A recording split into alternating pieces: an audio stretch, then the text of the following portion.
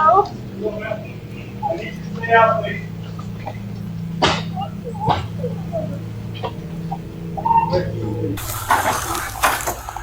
shit. Holy.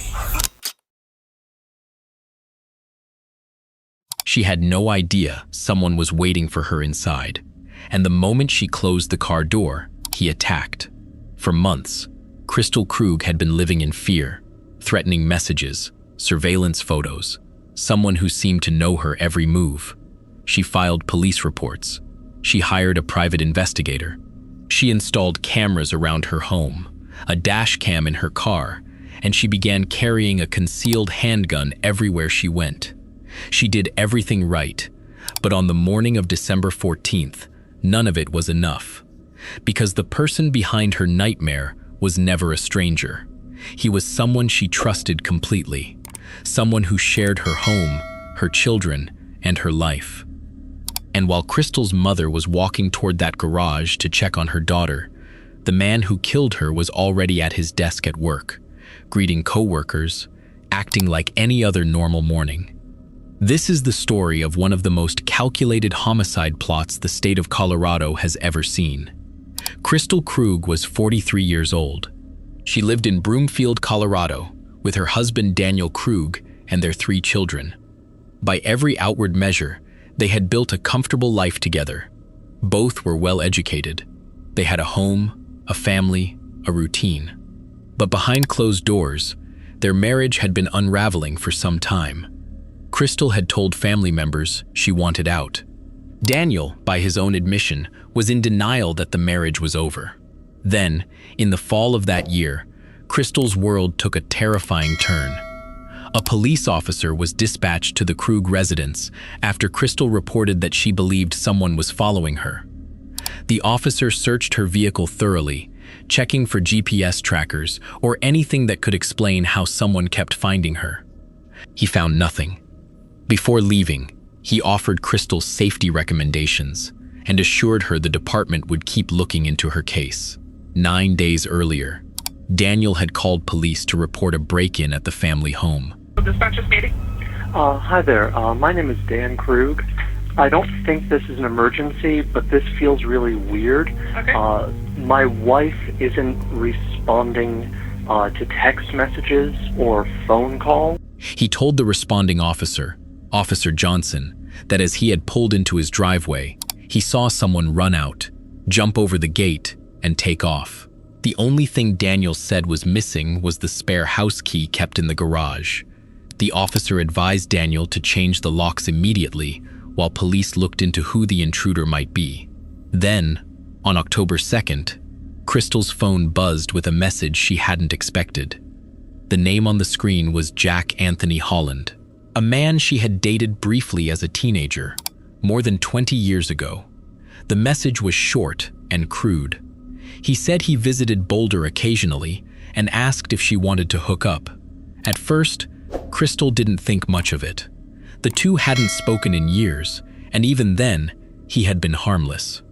She ignored it and moved on. The next day, everything changed. A second message arrived, hostile this time. He told her she should have said yes when he offered. He said he had seen her, called her names, and told her he had seen her at the dentist that day. He mentioned that her license plate had expired. Suddenly, Crystal's fear became real. She was being watched, and now she was certain Anthony was the one behind it. She became hypervigilant. She installed cameras around the home and a dash cam in her car. She started carrying a concealed handgun everywhere she went. She began keeping a detailed spreadsheet, a stalker log, documenting every message she received. By late October, she was barely sleeping. Then, nearly a month later, a new email arrived from Anthony. This one came with an attached photograph. It showed her husband, Daniel, at his workplace. The stalker was no longer just targeting Crystal. He was coming after her family. Crystal realized she couldn't handle this alone. She hired a private investigator to track down Anthony's addresses and digital history. Then, on Halloween night, she called the police. She spoke with officers and explained everything. Her ex-boyfriend, from more than 2 decades ago, had been sending her threatening messages. The stalking had escalated to the point where he had taken a recent photograph of her husband at work. The case was forwarded to the department's investigative unit, and within hours, it landed on the desk of Detective Andrew Martinez, a seasoned investigator who had worked some of Broomfield's toughest cases, including abductions and violent crimes. Martinez scheduled a formal meeting with Crystal for the following week. When she sat down with him, the situation had already grown far beyond what she had initially reported. She walked him through everything: the messages coming from multiple phone numbers, the fake identities, the private investigator's report, which showed that Anthony was tied to several addresses and had moved between 3 different states. 2 details immediately stood out to Martinez. Anthony was using multiple phone lines and different digital identities, finding ways to reach Crystal even after she changed her information. And his ties to numerous addresses and phone numbers suggested someone who either didn't want to be found or was planning something worse. Martinez sent warrants to service providers requesting phone records, email logs, and account information to track down the stalker. Unfortunately, the companies would take far longer than anyone expected to respond. That delay would prove costly. While waiting for the digital evidence, Martinez brought Daniel in for a formal interview. He wanted to know whether Daniel had noticed anyone following him, whether the garage break-in months earlier might be connected. But the interview revealed something he wasn't expecting. Daniel disclosed that he hadn't even known about the stalking for nearly a month. Crystal had only told him about it after she received the email containing the photograph taken outside his workplace. When Martinez asked about the state of the marriage, Daniel confirmed they were going through a rough patch. He described himself as panicking and said he was sleeping with a steel baton next to him. He had installed additional security cameras. He spoke like a man terrified for his family. But something Martinez heard in that room stayed with him. For a brief moment, the detective considered whether someone inside the home might be manipulating the situation, whether Daniel might somehow be involved. The idea was quickly set aside. There was no evidence backing it, and all signs still pointed to Anthony. Crystal herself was fully convinced her ex-boyfriend was behind everything. Throughout November, the harassment continued to escalate. More messages, more threats. Crystal kept documenting everything and monitoring her cameras constantly. Then, by early December, a message arrived that gave the family their first small breath of relief. Anthony wrote that he could no longer visit Colorado. His girlfriend didn't want them talking. It sounded like he was backing off, but that relief wouldn't last. On the morning of December 14th, Daniel left for work. Crystal drove the children to school. During those few minutes, someone approached the front door of their home, taped over the Ring doorbell camera, and slipped inside the house. When Crystal returned and pulled into the garage, someone was waiting for her. The moment she closed the car door, she was attacked. She was struck in the head and stabbed. She was left bleeding on the garage floor. Hours later, Daniel tried calling Crystal from his office. She didn't answer. She didn't respond to texts. Hours passed. He finally called police dispatch and reported that his wife wasn't responding and that they had been targeted by a stalker who had threatened to kidnap her. He also called Crystal's mother, asking her to go check on her daughter. An officer was dispatched to the Krug residence. A neighbor was already outside, also having been called to check on Crystal. The officer pulled his patrol car closer to the garage. What he found inside stopped him cold. Crystal was lying on the floor, motionless. Blood was smeared across the wall. The officer immediately began performing CPR. He radioed for medical assistance and opened the garage door to allow medics access. But before the paramedics arrived, Crystal's mother did. As the garage door lifted, she caught a brief glimpse inside, just long enough to see an officer performing CPR on her daughter. Another officer rushed over immediately and guided her away from the scene. He told her his name was Officer Zamora, that he would come back with news as soon as he could, and asked her to go sit inside. She begged him to tell her Crystal was okay. Inside the garage, medics continued working. An officer noted a significant head wound, but wasn't certain whether it was from a fall or something else.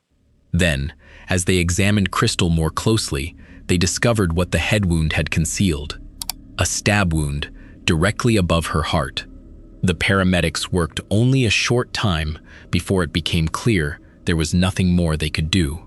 Beside Crystal's body, tucked inside her purse, officers found the handgun she had been carrying for months to protect herself. She never had time to reach for it. Officers began spreading out through the house, searching every room for an attacker. No one was inside. As they stepped back outside and began piecing together the scene, small details started catching their attention. The Ring doorbell camera had a strip of blue tape placed over it. The front door had been unlocked, not deadbolted, when the officer kicked it open to get inside. Whoever had done this had come prepared. Detective Martinez was contacted and notified that his stalking case had become a homicide.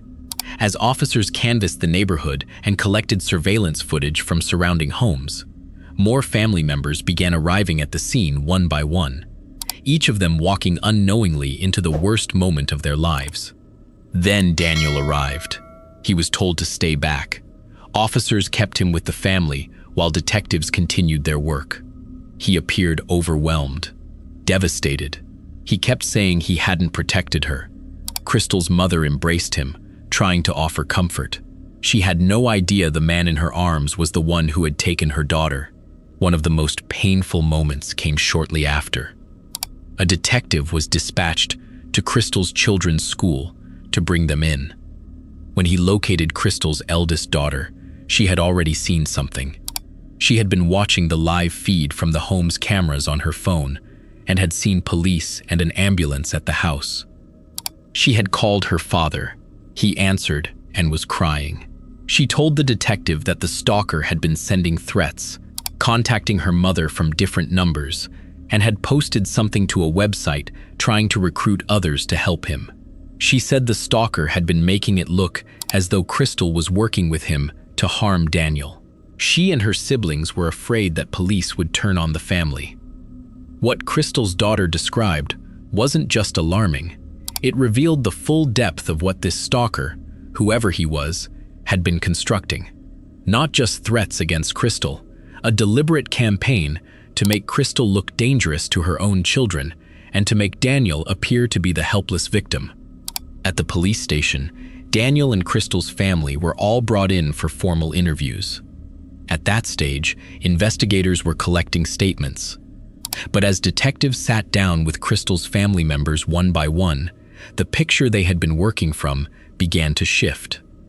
Crystal's sister-in-law, Kate, noted that something had always felt off about the stalker situation. She said Crystal herself had mentioned at one point that Anthony's behavior seemed very different from how he had acted in the past. He had never been sexual before. These messages were hypersexual. Kate said Crystal had even questioned at one point whether it was actually Anthony sending the messages. Crystal's brother, Lars, was more skeptical. He found it hard to believe Daniel could be capable of something like this. And I guess at what point did she tell you that he recontacted her this last time? It was either November 1st or November 2nd. Daniel's response was quiet. He didn't argue. He didn't offer an alternative explanation. He asked what would happen if detectives were watching the facts of this case in a movie. He said there had to be someone else who turned off the cameras, used the IP address, created the accounts, but he offered nothing to support it.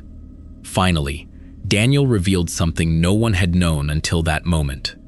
Crystal had confronted him directly about being the stalker. She had looked at him and asked him if it was him, and he had told her no.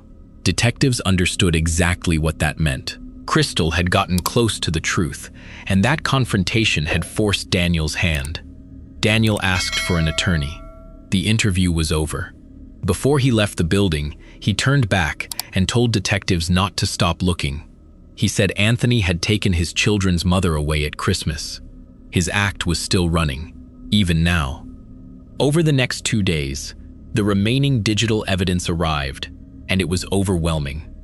The burner phones used to send threatening messages to Crystal had been purchased with a Visa gift card, registered under Daniel Krug's name.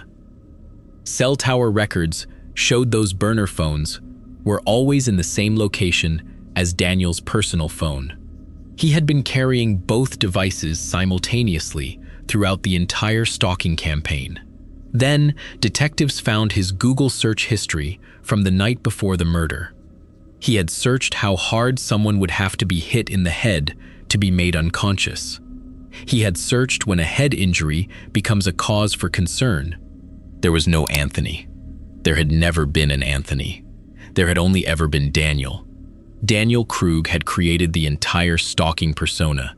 He had stolen the identity of Crystal's real ex-boyfriend, a man he had researched and selected specifically because Anthony was difficult to locate and had a history of prior contact with Crystal. He had manipulated his wife over the course of months, terrorizing her, making her believe she was hunted by someone from her past. He had manipulated his own children into doubting their mother. He had manipulated detectives into chasing a ghost. And when Crystal finally suspected the truth and confronted him, he killed her. On December 16th, an arrest warrant was issued for Daniel Krug. Officers located him as he was heading toward his daughter's dance performance. As units closed in, Daniel appeared to move back toward his vehicle. Officers moved quickly, and he was taken into custody without incident. In the weeks that followed, investigators completed their work. The digital forensic evidence, the surveillance timeline, the phone records, the burner phones, the Google searches, the IP address logs, all of it led back to Daniel Krug. Investigators determined he had acted entirely alone. Daniel Krug pleaded not guilty. In April of 2025, his case went to trial. Prosecutors laid out the full scope of what he had done. They told the jury this was about Daniel losing control. They described the last months of Crystal's life as a nightmare of his making, and argued that what he did to her was not the act of a man who loved his wife. The defense argued that there was no physical evidence placing Daniel at the crime scene, and that the circumstantial picture the prosecution presented was not proof of guilt. The jury deliberated for nearly 2 days.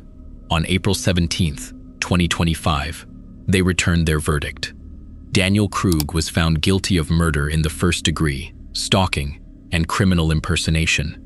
He was sentenced to life in prison without the possibility of parole. Crystal Krug had done everything she could to protect herself. She had gone to the police. She had hired a private investigator. She had documented every threat in painstaking detail. She had armed herself. She had asked for help from every direction available to her. The one thing she could never have fully anticipated was that the danger wasn't coming from somewhere out there. It was already inside her home.